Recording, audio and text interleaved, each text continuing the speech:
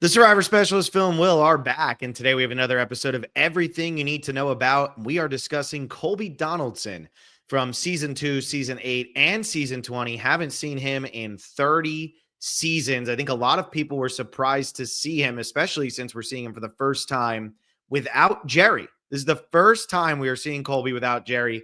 The man who rode in on the back of Rosie O'Donnell's motorcycle. Oh, there you go. Important. Well, that's one of the things, as I say, first time playing without Jerri is definitely one of the things that you need to know. It is. Yeah. It is. Because do you think that's going to help him or hurt him? I think it probably helps him, right? If Jerri's there, then it becomes all about Colby Jerri. This is just Colby. I'll ask you this, Phil. Is Colby the biggest Survivor star on season 50? Is he the biggest face besides Jeff? So here's where this is tricky. I would say yes, because if you think about Colby during Australia, 50-something million people watched. Everybody knows who Colby is. Colby was on daytime soap operas. He's in Curb Your Enthusiasm. He has his own show on History. Like I said, he rode in on the back of Rosie O'Donnell's motorcycle. That's important. However, if you're talking about now to the audience that is going to be watching, I think it's Cirie. But if you're not just limiting to that, I think Colby in the grand scheme of Survivor is the biggest get for this season that will get people who haven't watched in 20 seasons to sit down and watch, or who only watch Heroes Villains. But if you're saying who's the biggest star right now, Cirie's the biggest star right now, but Colby's probably the biggest star overall from Survivor because of all the things that he did after Survivor. Like Boston Rob didn't even hit the levels of Colby, even though Boston Rob does plenty and was at like the premiere of Mission Impossible, whatever. Like Colby Donaldson was on Curb Your Enthusiasm as one of the jokes, and he was there. So he was huge. Yeah. And I agree with you in terms of maybe audience of 50. Like how many people who watch 50 like care more about Cirie than Colby? I'd say that's like Cirie wins that battle. Just the more recent Survivor player and everything she's done since on the Traders and things like that. But what about to the players out there? Say take the 22 other players out there. Who are they more starstruck by? Who's more of an icon to them? That's like, man, this person is like, their presence feels big and important. I would say Colby is the bigger presence if you're out there, especially with the oversaturation of Cirie recently, where didn't she do some Australian season, or she's about to? Yeah, AU versus the World. It hasn't aired yet, but it's coming with Parvati and Tony. That, right? Yeah. Yeah. And then also, yeah, like the Traders I just mentioned, she was on Snake in the Grass, I believe. Yep. And not to mention like Big Brother, and Game Changers too. Like even within Survivor, she's been kind of a steady force ever since season 12. You look at the seasons she's been on, 12, 16, 20, 34. You're not going that long. I guess 20 to 34 is a big jump, but I mean, compare that to Colby. 7 years. 20 to 50. It's like, yeah, big difference. So I think Colby just has this stardom that is unrivaled, and not to diminish Cirie or take away from Cirie, but I think Colby, that is the big thing going into this season. He's the biggest star. He's the biggest presence. He's the biggest get, far more than Jenna Lewis. I know she's played, she's from season 1 and there is some sort of charm to that, but Colby's a big name, and I think the biggest name for Survivor 50. I think that's what's gone lost on a lot of the internet fans with Colby, is that a lot of them are shocked almost at how much I love Colby and how excited some people are for Colby. I think the internet fandom is going, why we saw him fizzle out, whatever. Colby's the guy. He's the OG hero. And I always say that. And I think that's really the way that he's going to be portrayed no matter how far he goes. He's the original hero, and he's the last remaining hero from Heroes versus Villains, whether you like it or not. Like, he makes it to the final 5 on that season and is somebody that has a chance to win, even though a lot of people will say no way. So I feel like, yes, Cirie right now is more popular. Colby's kind of fallen off. But if I'm going to play Survivor, I've been in the same room as Cirie quite a few times. And I've never actually had the chance to meet Cirie because she gets a line like, I don't know, Winnie the Pooh at Disney World. But like she Is Winnie the is, Pooh Disney? yeah, dude. He's at Disney World all the time and people love Winnie the Pooh. I love Winnie the Pooh. Okay. Yeah, you would wait in that line. So I was my point is, though, with Cirie, you can be in the room with her. With Colby, if you've been a fan since the early seasons, if you are, I mean, some of the new era people, they might be too young to really understand the gravity of Colby.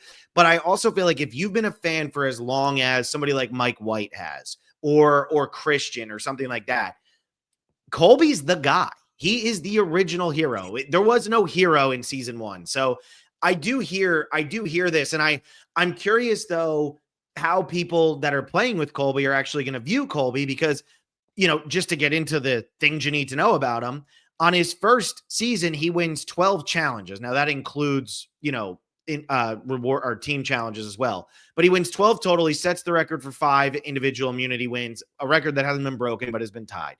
On All Stars, he goes before the merge, but is still a very likable, good version of Colby, right? He's good at challenges still. People are really in him. He makes the move on Hatch.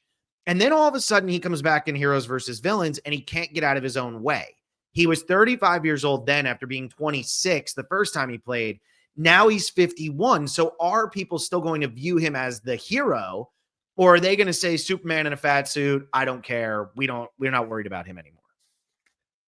Yeah, I don't think the Superman in a fat suit arc is going to come back just because that was basically Heroes versus Villains and it's played out already. And because he's already kind of had a season where he is underwhelming physically in these challenges, you're not expecting that 20 years later, 15 years later. So like Colby's coming in kind of as like the old man. Like how old was Bob Crowley when Bob Crowley won Gabon? 57, I think. Okay, so what? Colby's like 5 years shy of that, about 6 years younger. Yeah, 6 years younger. So like, it's weird to think of Colby that way, but he's not going to be the person that his tribe is relying on in challenges. Like, and then you ask, like, well, then what is he? Like, what is Colby? Because he's never been super strategic. I mean, he's been thoughtful about the game, but I mean, if it's up to me to rank like worst Survivor moves of all time, I think Colby's top 2. Yeah. I would say What do you, Eric and him, right? That's your one too? I would say I think Wu beats Cass. I think the worse the move is when the move that you make, like how close is it to changing your winning outcome? How much does it change your winning outcome? And like Colby brings Keith instead of Tina. He wins. He's a Survivor winner, 100%. He brings Tina. He's a Survivor loser. I mean, the results tell us it's 100%. But look, he got 3 votes, so it's not like he completely whiffed. But like, that was a really bad move. One of the worst moves ever. And I don't think that gets talked about enough. He really made like one of the all-time biggest boneheaded decisions in the history of the show. So I guess if Colby's coming back as a 50-year-old who's not going to be good at challenges, then like, what are we getting out of Colby? What do we want out of Colby? Like, what do we need? What does he still need to do? Is it pretty much go out and like win? Is that his, like, I don't know if it's that, because he hasn't been close to winning. I mean, he's been close, but like his closest chance to winning was the first time he played in 2001. Yeah. So, like, is he really coming back to be like, I got to get to the end this time? We've seen him at Final Tribal Council. So, I don't know. What do you want? You're a bigger Colby fan than I am, Phil. What do you want to see from Colby on this season? Do we need to see him win to make this worthwhile? Like, what are we getting from him? Like, what does Colby playing a new era Survivor even look like? For me, I just want Colby to hit the merge. And I want him to be relevant. Right? Because I think that I'm releasing this one on July 7th, right? Getting Will involved here. We're going to release this one on July 7th. That is also the same day, for anybody who's listening right now, that for Heroes versus Villains, we're releasing our gameplay episode over on Patreon. Because I think that there is this story around Colby that he was an absolute dud in Heroes versus Villains. I don't think that that's true. But I think that it's become the conversation that people have around Colby is that he sucked in Heroes versus Villains. I believe it's false. We're talking about that over there. But to me, I would like to see him be able to redeem that in some fashion. Was Colby good at challenges in Heroes versus Villains? No, he sucked at challenges, right? He was terrible. He goes into the post-merge. He's at the final 5 with Russell, Jerri, Parvati, and Sandra, and he can't win. He loses to Parvati. He just needs to win to advance. That's where old school Colby, season 2 Colby, would have locked on the boots and figured it out. I just want Colby to be relevant to the season. I don't want him to come out and be 20th place and people go, see, we told you so. He stunk. Now, if Colby wins, that's awesome. But there is also the thing in Survivor history and in just movies and lore, right, where the biggest hero doesn't normally win. Normally, the biggest hero is the one who sacrifices, who lays down so somebody else can win. That's what we saw with him in Australia when he has Tina beat him and takes the person that he wants. The thing working in Colby's favor is he's loyal to a fault. And that's so obvious from watching the 2 seasons where he makes it pretty good. Because in Australia, he takes Tina instead of Keith. But in Heroes versus Villains, he's standing up for Stephanie in the early portion of the game, despite knowing that she is on an island. She is outnumbered 6-3 at best with him on her side. But he's loyal to a fault. And honestly, he was 1 vote away from winning. He's the last hero standing. It's almost worked for him. So I think that if he comes out on this season, there's a lot of people, if I'm playing on this season, I see Colby, yeah, I'm going to be a little pumped. I'm going to be a little starstruck because he doesn't go to events. You don't see him anywhere. But I'm also going to sit there and say, that's a guy that I want to team up with. He's not going to outsmart me, and he is going to be loyal to me as long as I am loyal to him. Yeah, I like that. And do you think there's any world where there's someone playing and being, like, I want to be in alliance with Colby because that'd just be cool? Like, I know you brought up that he's extremely loyal and that he's not going to flip on you. Is there someone out there who's like, you know what? That would be awesome. I'm in alliance with Colby and I'm going to go far with Colby. And wouldn't that be good for me in my game and it'd be a cool story? But also, wouldn't that be good for the show? Wouldn't that be fun if we could keep Colby out here longer? I think asking for the merge fill is very reasonable. I don't think that's like, oh man, Colby's screwed.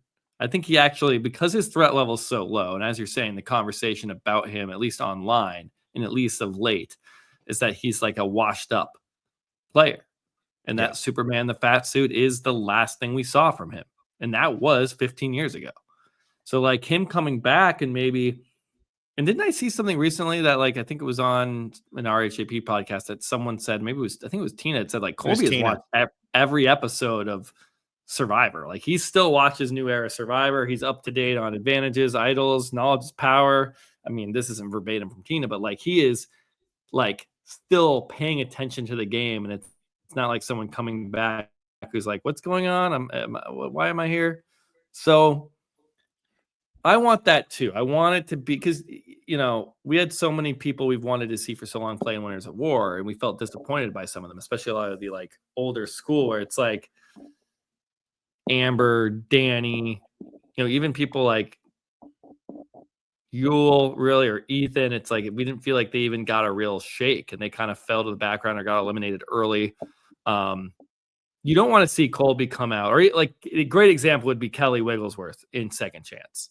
Like comes out, does not fit in with modern Survivor, does not have a presence or an impact on the season other than being like, I'm all the way here from season 1. Like that's great, but what did you bring to the season? Really nothing. That would be pretty sad and pretty devastating if that's what we get from Colby, and I very much hope that that is not what happens. And I will say that I don't think that will happen because he is media trained still, right? He still hosts shows. Was it Roger Bingham was on that podcast with Brandon Donlin too. He came in after Tina, for anybody who watched to the end. And Roger was saying how Colby was the host of some show called The Butcher, which came out in 2019. And like Colby's been doing stuff, which is just crazy to think because it feels like, oh, he's going to be a little out there, whatever. Colby's confessionals in Heroes vs. Villains were very good. So I do think that we will get a better version of Colby pretty much no matter what than what we got of Kelly Wigglesworth. I just think he's better TV than Wigglesworth was. But when you look at some things with Colby, and I want to get into this, like, kind of some of the weird things for Colby now, like records that he holds and stuff. And I'm curious how you feel he'll be able to adjust to these kinds of things, or if these types of statistics will help him adjust to the game better than a Kelly Wigglesworth, maybe even better than a Jenna Lewis, better than, maybe a Kimmy Kappenberg. He has never been part of a tribe swap.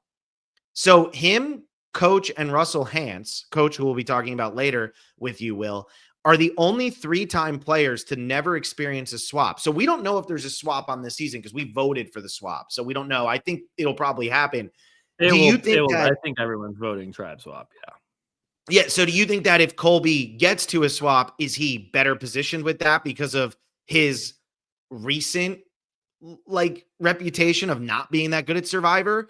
Or is he just going to even have a hard time getting there? Or do you what do you think about these kinds of things?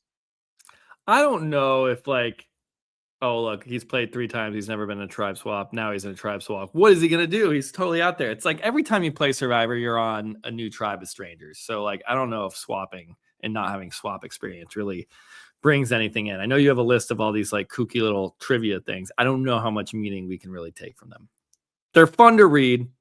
Keep reading them out. I'm not telling you not to, but so what? Coach hasn't experienced a swap. So they're going to swap and it will be fine.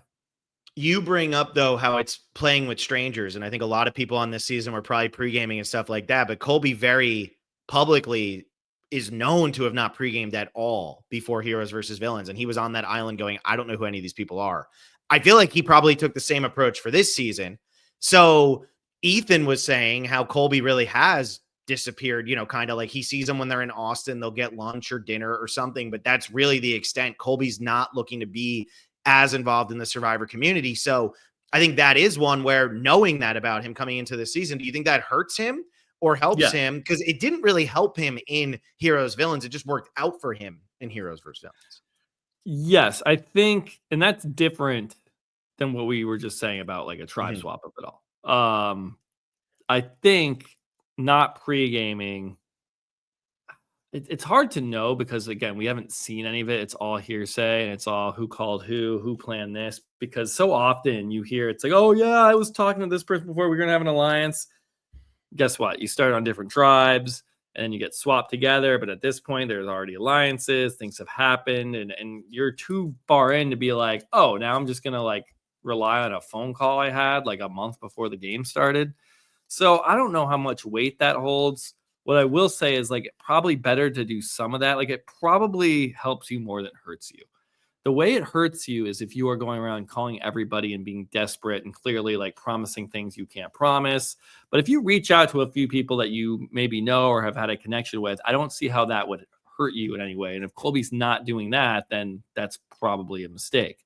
I guess you could argue if you're completely quiet and no one has talked to you, that it's oh, Colby is kind of an outsider. He's not as threatening because he doesn't have as many connections. He hasn't been attempting to make connections in pregame at all. So he's probably kind of on his own, and maybe we can keep him along or not be as worried about him ganging up on us at a merge or a swap or something. So I think it probably goes both ways. And again, we don't know the specifics of any of these conversations. It's all just people talking on podcasts or talking on Twitter, which I don't even read that much or follow that much. So maybe you know more than me, but it's kind of, the effects of that seem kind of nebulous. What are you fully getting out of it? Because you really, to have something pregame really go right for you, it's you need to probably talk to a few people. You can't talk to everybody. Again, if you talk to everybody, that kind of puts a target on your back.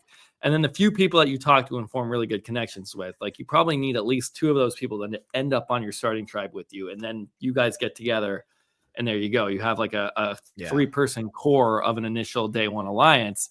But a lot has to go right for something like that to even happen. So I don't know. I don't want to be like Colby's screwed here because he doesn't pregame. But I also would say, hey, if Colby did a little pregaming, probably better for his game. Well, and I think you bring up a really good point there. As you're talking about that, where you get 2 or 3, you need it to really go right for you. I think what could help Colby with not pregaming is that if, let's say, there is a group of 4 that's on the same tribe. They all pregame. They all happen to get put on the same tribe and they're feeling good about it. And Colby's on that tribe. Colby's probably not the first target. He's probably the one they go to try to bring in and say, do you want to be our fifth? And Colby is probably looking to take the easiest route possible early on in the game because that's the type of game he's played. Yep. Let's just win challenges. I'll help you guys win. You tell me how to vote. We'll be good. Yeah. That seems like what we'll likely get from Colby early on. Yeah. Other random things just because they're fun. He's the first car I like the fun facts. I just don't want to assign too much meaning to them. I got you. He's the first car curse victim. He's tied with Terry for the most consecutive individual challenge wins with 7 in a row, which is insane to think about that. Both of them won 7 in a row. That's not just immunities, obviously, but they won 7 in a row. Him and Coach are the only players to be on a 16, 18, 20, and 24 person season now. And Colby is the only person to be on a 42, 39, and 26 day season. He's the only one. We always bring up the 42. Yeah, the outlier. Mm-hmm. Those are my Colby fun facts. 20 votes against him throughout his entire Survivor career. So, but it is going to be very interesting to see Colby play without the presence of Jerri at all. Because even in Heroes versus Villains, when they don't start playing together till Final 10, there's always that, right off the bat, they get onto the beach. Colby's got the white cowboy hat. She's got the black cowboy hat. They're saying hi across the mat. Is this some irony here, Jeff? There's something going on there. So this is really my question. It doesn't even go into confessionals and stuff. Do you think Colby's personality and story is enough to have gotten him this spot on 50, despite how big of a person he is in the world? What do you think about that? I think Colby is exactly the type of person that should be on Survivor 50. When I heard what the cast was and the theme, or at least the idea behind it, that we want to celebrate 50 seasons of the franchise, he's someone to me that you're never going to put him in like one of the best players to ever play. He hasn't won, so he wasn't on Winners at War, but you talk about like icon of the show, a way to celebrate the early seasons of this show. Colby is an absolute great person. He's I wish we had more people like Colby. Obviously, I've said I wish we had somebody from the first 10 seasons that we hadn't even seen return once yet. But to have Colby here, he's like one of the, I think I had him at a 9 when I did. I ranked all these people 1 to 10, and I had a lot of zeros.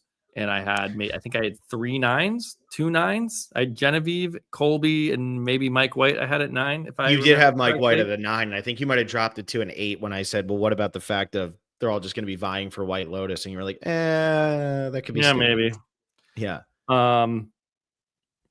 But like, I think we needed more, Penner would have been another, Penner was in the mix. Penner fits this, he's played 3 times, never won, but kind of an icon of the show.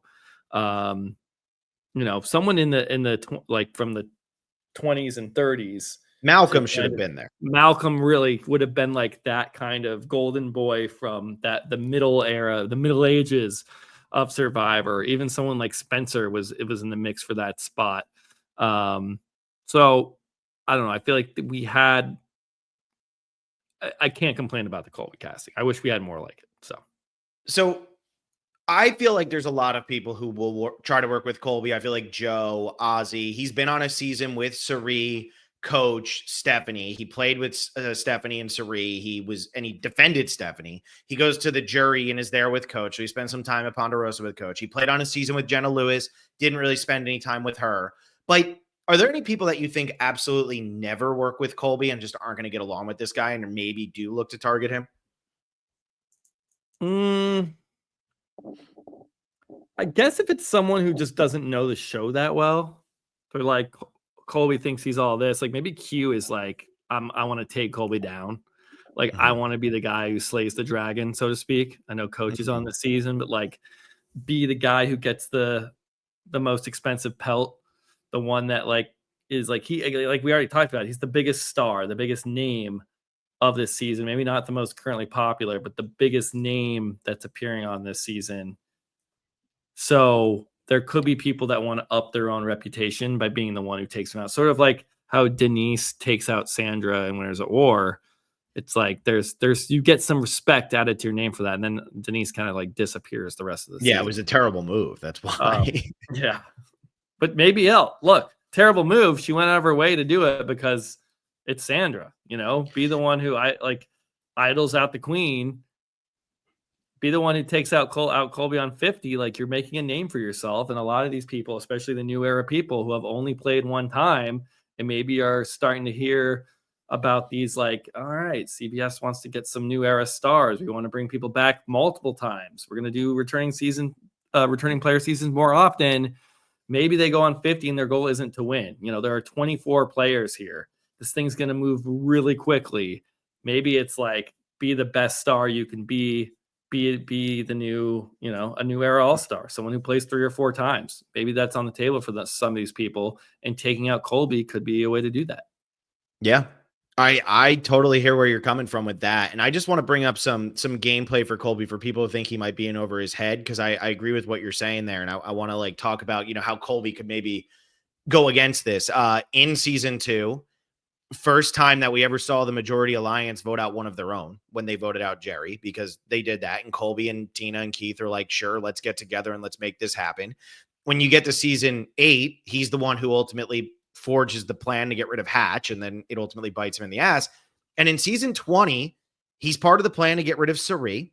It's him, Tom, and JT who put that whole thing together. Yeah, JT's more integral, but still. Also, they don't know Russell, but he's the one who's very active with getting that idol into Russell's hand. He's the one who tells Russell, hey, we got something for you. Now, everybody could say that was so stupid. They didn't know who Russell was. Okay. It's not that dumb. They all thought he was a normal villain, just like everybody else. And yeah, but at least it's like you're showing thought for the game, and you're like actively making things happen. Whether it's a good thing or a bad thing, like, you're not just sitting on your hands waiting for the game to come to you.